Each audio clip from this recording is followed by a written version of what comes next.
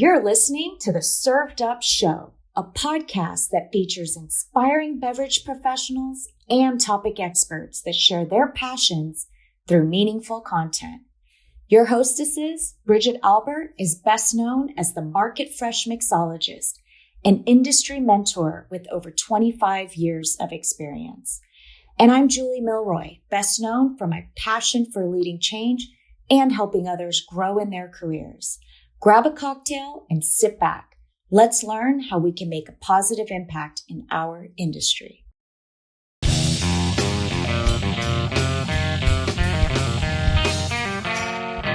Hey y'all, it's Bridget here. I had the honor of chatting with Kim Marotta, the Chief Environmental Sustainability Officer at Suntory Global Spirits.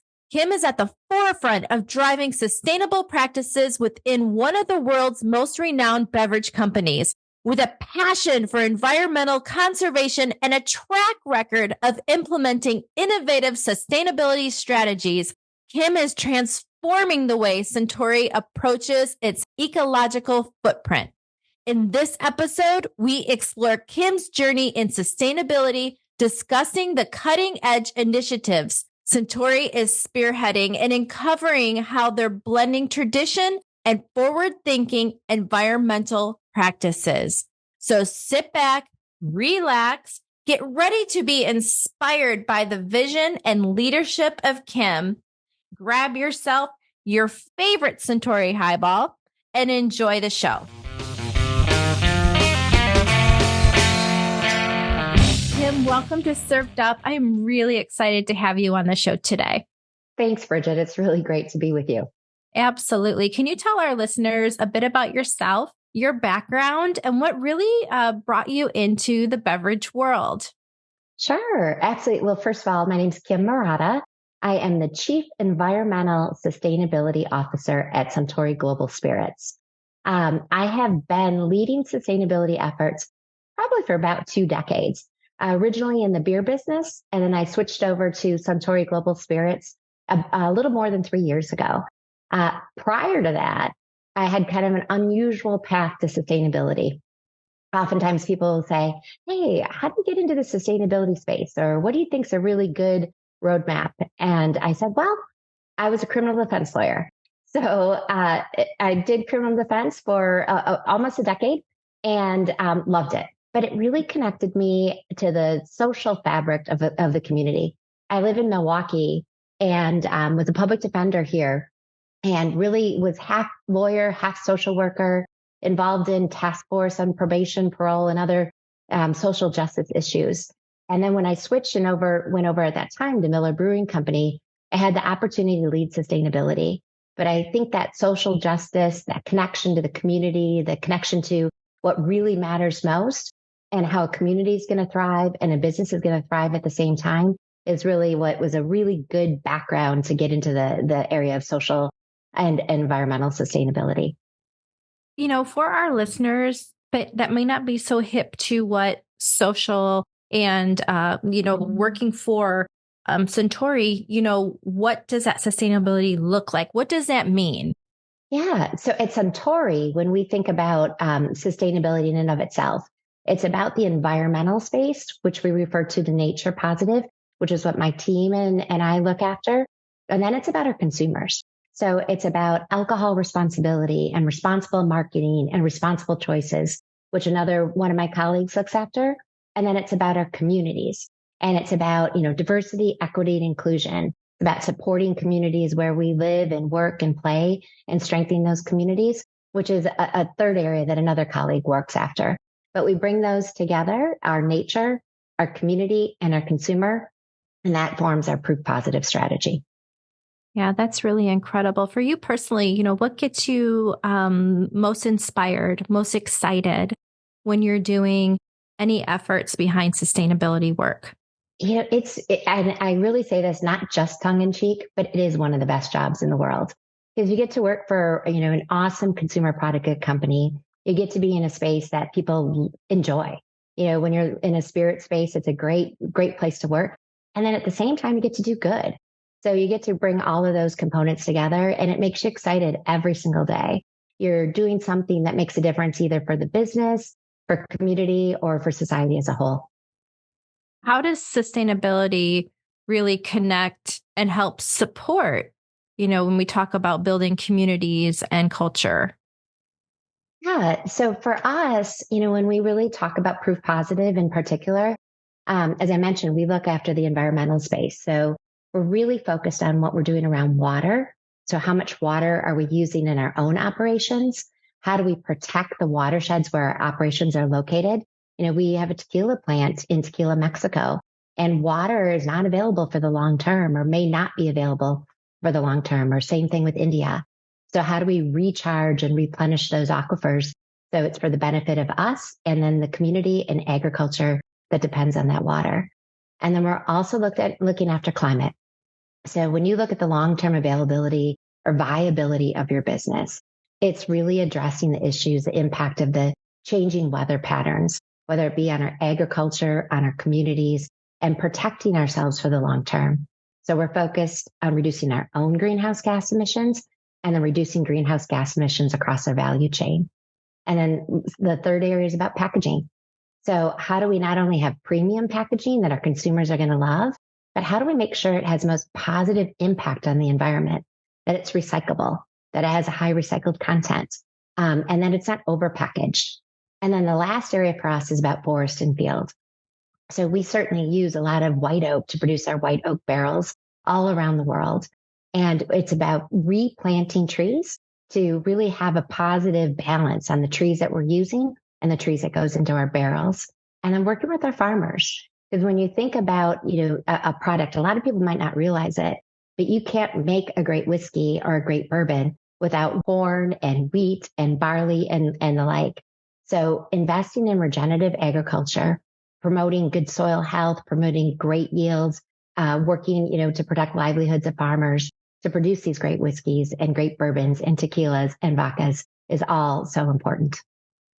That's really incredible. I wish more companies would take a page.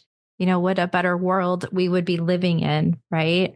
If we all focus just a little bit of energy around sustainability.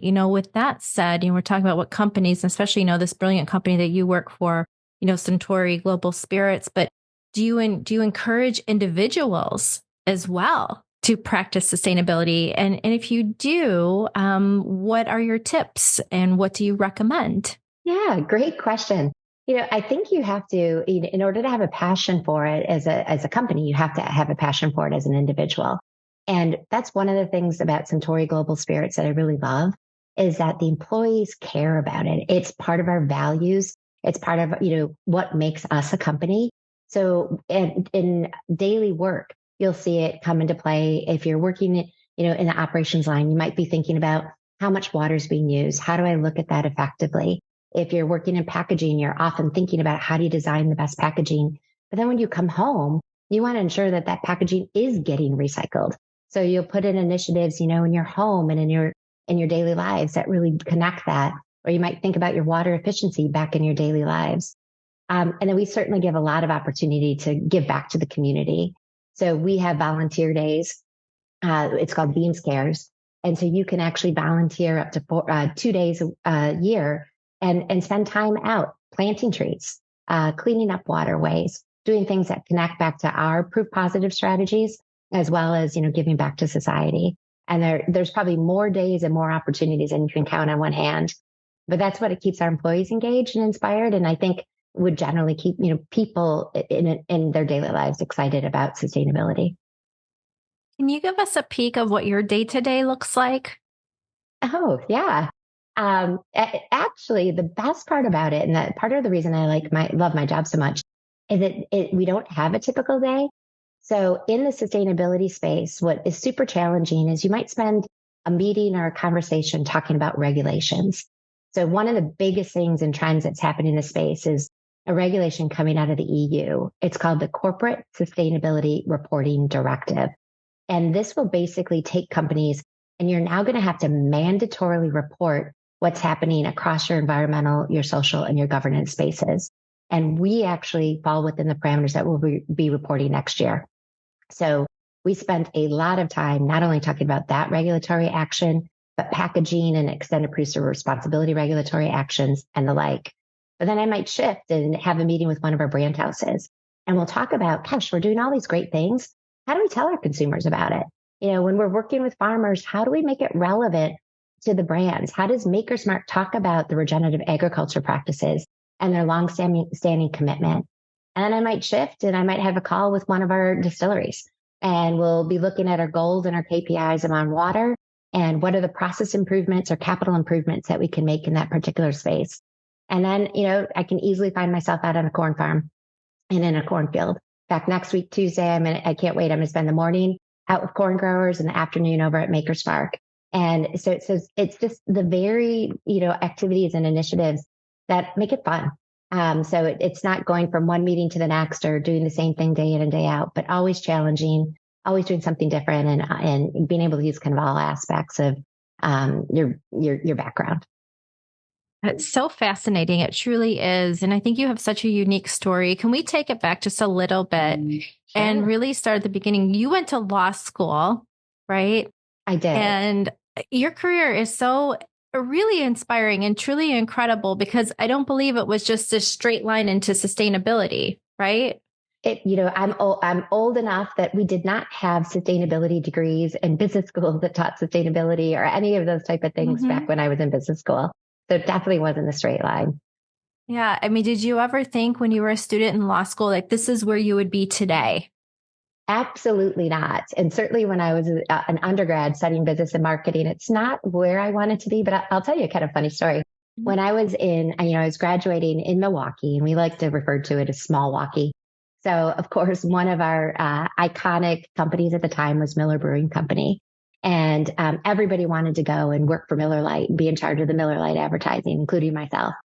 So I'm graduating from business school. And of course, I send my resume over to Miller and they say, oh, you're an undergrad. You don't have the experience. Come back to us after you get some experience. So I kind of decided to go to law school, not with a passion for law, but really a passion for what was going to get me some more experience, open up some more doors and see where I was going to go. And then when I was in law school, it wasn't as though I was sitting there thinking, I can't wait to do criminal defense. I don't think there's a lot of, there might be a few and far between, but I thought, okay, this is an opportunity to get some litigation experience, get into the courtroom and continue to learn and evolve. And when I started doing criminal defense work, I fell in love with it. I had no idea that connection to individuals, an individual person or their family, and really being that lifeline to someone at a time when they need a lifeline more than they're ever going to need in their entire life. And having an opportunity to create some change, whether it's helping them get into school or helping someone get employment or alcohol treatment or drug treatment. It was just a privilege to be in that role. And really just at such a young age had such an impact on me. So again, it was something that I didn't think I was going to be in, but fell in love with and spent some time. And then lo and behold, more than a decade later, I ended up back at Miller Brewing Company. And came in and was running their community affairs, which quickly became sustainability. So not a clear path forward. And I have kids now that are in college. I'm like, you know what? Do what you love, find what you're passionate about, and just keep evolving and keep challenging yourself. You don't have to be a senior in high school and say, I'm going to be a chemical engineer. Well, maybe a chemical engineer, maybe you have to plan for it, but you don't have to have, you can evolve, you can pivot, you can change. Be flexible, because if you're open to challenges and letting them come your way, you can embrace them and just keep growing with them. There might be other people that disagree and think that you need to plan a little bit better, but it worked out, and my kids are kind of rolling with the same thing. I think it's working out. No, I love that. I'm a mom as well, and my daughter's in college, and just kind of tell her the same thing, do what you love, work hard, learn the lessons, and just keep going. You never know. I mean, things are constantly changing. Your journey is proof positive of that.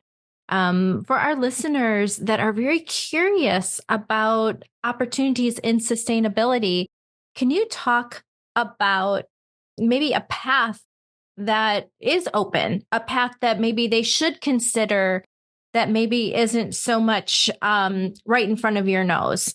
And so, for you, going from a lawyer to working for Miller to, you've had such a journey. there has to be just some really unique opportunities, I would imagine, in the sustainability space that we're not all aware of. Absolutely. And I get asked this question a lot. Having kids in college, I end up talking to a lot of other people that are in college that are looking to, how do you get your foot in the door? Where do you go? And my advice to them is there's lots of paths. There's not just one path. So I think now certainly a lot of the business schools and MBA programs have degrees in sustainability, or, you can be in the engineering school and get a degree in sustainability and really specialize. That's certainly one path and certainly helps when you get that education and that background. But I think also you can get into it to a variety of areas. So if you're in government affairs and you're focused on doing lobbying work and political science, you might be able to pivot, and there might be an opportunity for you to get involved in public affairs that are related to sustainability, whether it's environmental issues or social issues, as an example. If you're in finance, you might have a traditional role where you're thinking about finance, but all of a sudden, all of these companies are going to have to report their sustainability just like they report their financial metric. So when you're a controller or you're an auditor and you're an internal audit, you're all of a sudden going to be wearing a sustainability hat and taking on some more of those responsibilities. If you're in HR, you're often recruiting young talent to come work for you. And guess what they're asking you about? What are your commitments to sustainability? What are you doing in this spot? So you're going to become an expert, or at least, somewhat of an expert in talking about sustainability. If you're in marketing, consumers want to know what are your brands doing? What are their commitment to sustainability? So it's going to open up, your knowledge and expertise in sustainability. If you're in sales and you're meeting with some retailers, they're most likely going to be asking you about what's your commitment to sustainability, because retailers want to do business with customers that are committed to these areas. So I think you can come at it from all different areas. And another really great opportunity is if you're in communications. There's so much that's happening. So whether you can write a sustainability report, whether you can do a podcast, like in your role, or whether you can, tell the story about what you're doing. Lots of different opportunities and lots of different expertise. And so I think just embrace it. And if you have a passion for it, see how you can lean in, and then see how you can, come at it both traditionally and untraditionally. I love that. Can you share with our listeners, what are the dangers if you don't care about sustainability? What are the dangers if you don't believe in sustainability? Sure. What is that outcome for our planet, for our backyard, for our home, for our culture, and for our communities? Yeah. And I think sometimes people get caught up on the vernacular, whether it's ESG, sustainability, and sometimes politics can get in a way. But I think if people just think about, if your listeners right now are listening to this, there might have been a hurricane that came through that they didn't foresee coming through their area, or more tornadoes came through than they've seen in the past, or they might have just gone through the wettest summer that they've seen on record, or the hottest summer that you've seen on record. When you look at the changing weather patterns and the impact that the weather patterns are going to have on our daily lives, that in and of itself is significant. So if we as a brand, or we as a company or an individual can do our part to help reduce greenhouse gas emissions, it's absolutely 100% critical. The trajectory we're on right now is not sustainable. We are not going to have a planet that we can pass on to our next generation and next generations. We're not going to have enough water available to water our crops, to keep our food supply in what we need to maintain food supplies for the world. And so whether you're living in an emerging market or you're living in the US, we all have a responsibility. We all have to look at the role that we play, and the role that our companies play, and the role that our brands play. And we absolutely 100% need to lean in. No, I agree with you 110%. And, just talking about the weather and how it has been changing, I live here in the Midwest. And from Chicago all the way down to Morris, Illinois, which is a good hour and some change stretch, right? We had 10 tornadoes the other night. It had never happened before. It's just absolutely bananas. And so, yes, we need to be paying attention, doing our work, and leaning in. As you said, I want to shift the conversation a little bit, because I know that you work so very hard. And, you're out there, you're doing the good work. What do you do for fun, Kim? How do you unwind from the Oh my gosh. That's a great question. I love to golf. Oh, And great. so I really enjoy golf. And that's one of the things that I love to do for fun. I have 4 kids and it was funny. My kids were texting yesterday. I have 3 daughters and a son, and they all played basketball. 2 of them played college basketball. So we've been bouncing balls in our house for as long as you can remember. And all of a sudden, like they were texting yesterday, I think I'm addicted. I can't golf enough. What am I going to do? So as a family, we love to golf, but then you can bring it to, all different realms. So I have great friends with whom I golf, but also our job. We travel a ton and we're together a ton. So we kind of have this unwritten rule that if we're going to be traveling, why not spend an afternoon golfing together? So I'm part of the supply chain leadership team, and we'll try wherever we can.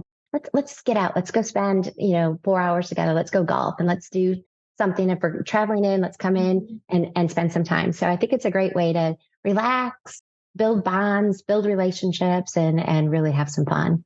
But yeah. I also have fun in my job. If you're not having fun in your job, you probably got to look for a new job. Boy, can you say that again really loud 3 times? Oh my gosh. You're not having fun in your job. Yeah, it's time to look for a new job. Life's too short. And we spend way too much time working and way too much time with the people with whom we work. So build great relationships, enjoy being together, enjoy what you're doing, and make it fun. Yeah, I love that you purposely find time, right, to carve out, whether you're with your team or your family, to get outside. For goodness sake, right? Absolutely, enjoy it. And I'm like you; I live in the Midwest, so you have to take advantage of those Midwest summers and spend as much time as you can.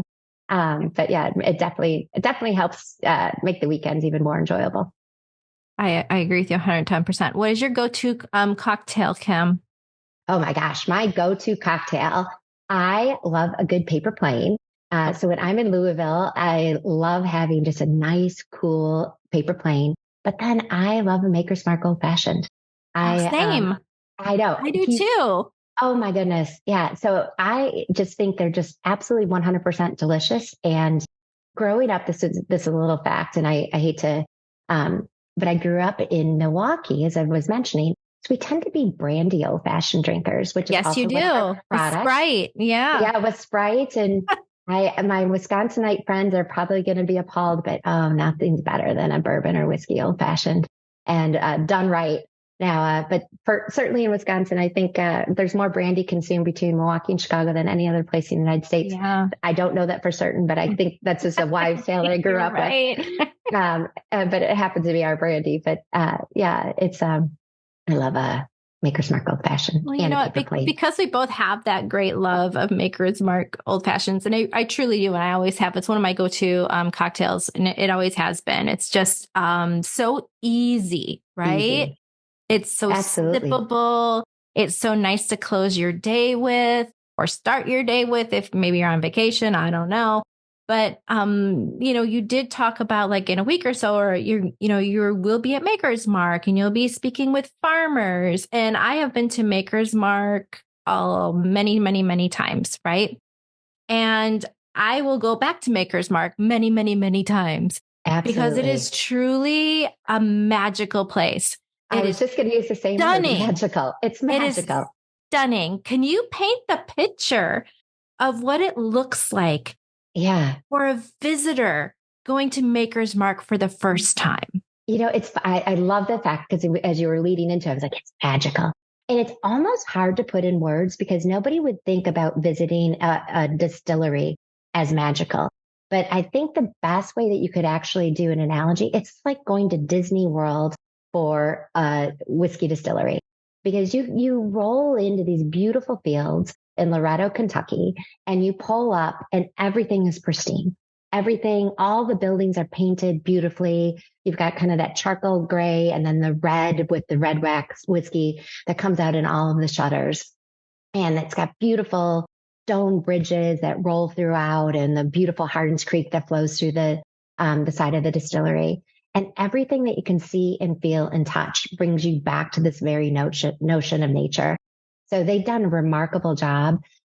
We've got a mushroom area that they've grown, like, what would you call it? A mushroom I can't even describe it, but there's a beautiful walkway, and if you call it like a park, but that might be, but think of it as small, and we're growing specific mushrooms there.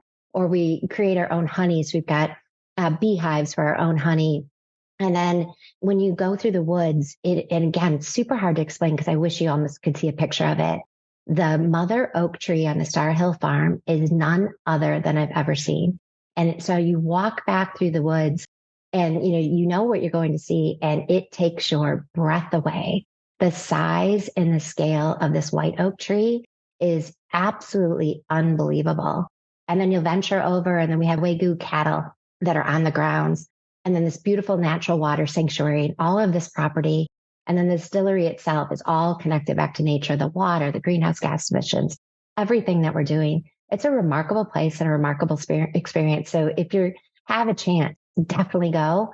It's an e-ticket for those that are old enough to think about Disney World and e-tickets, an e-ticket at Disney World, and you don't want to miss it. It's really great, great opportunity.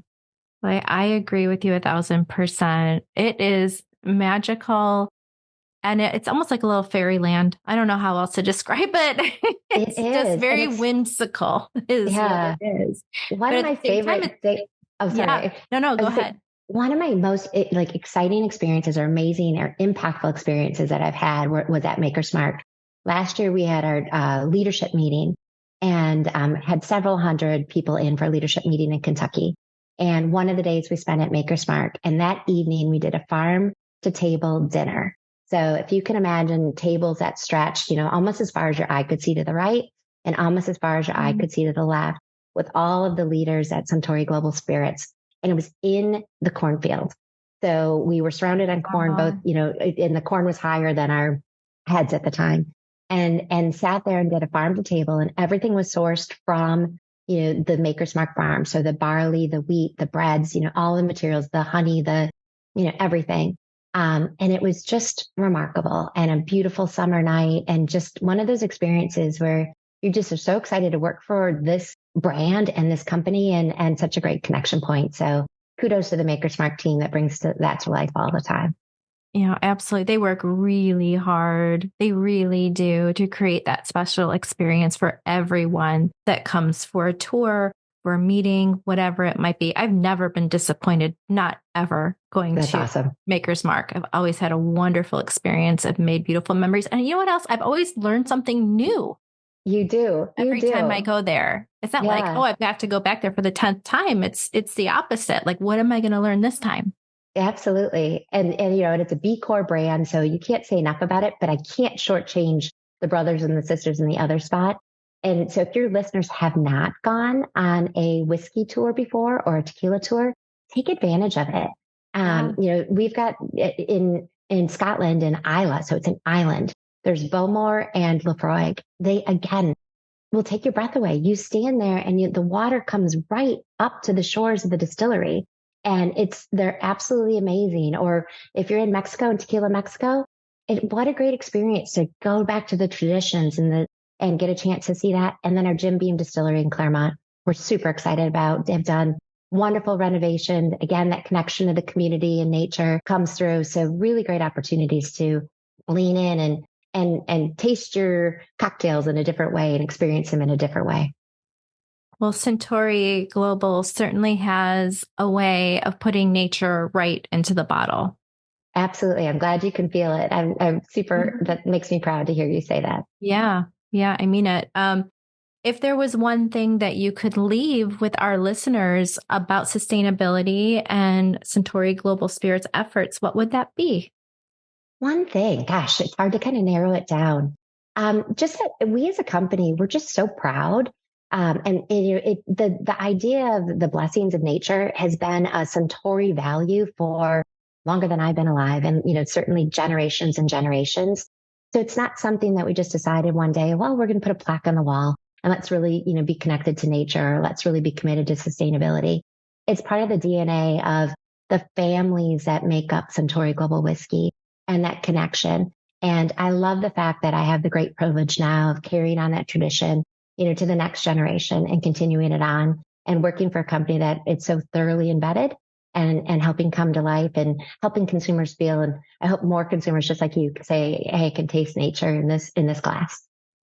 Well, with that, Kim, I just want to thank you so much for coming on Served Up, for sharing your story, for sharing, some of the sustainability insights that, Suntory Global Spirits are championing. And from the bottom of my heart, I just want to wish you just some great health and a lot of peace. Thank you so much for coming on Served Up. Thank you. Right back at you. Thank you. Thanks for listening. Served Up is brought to you by Southern Glazers Wine and Spirits. Produced by Zunu.online. Music by We Killed the Lion can be found on Spotify. Make sure to subscribe to be notified of future Served Up episodes. Cheers!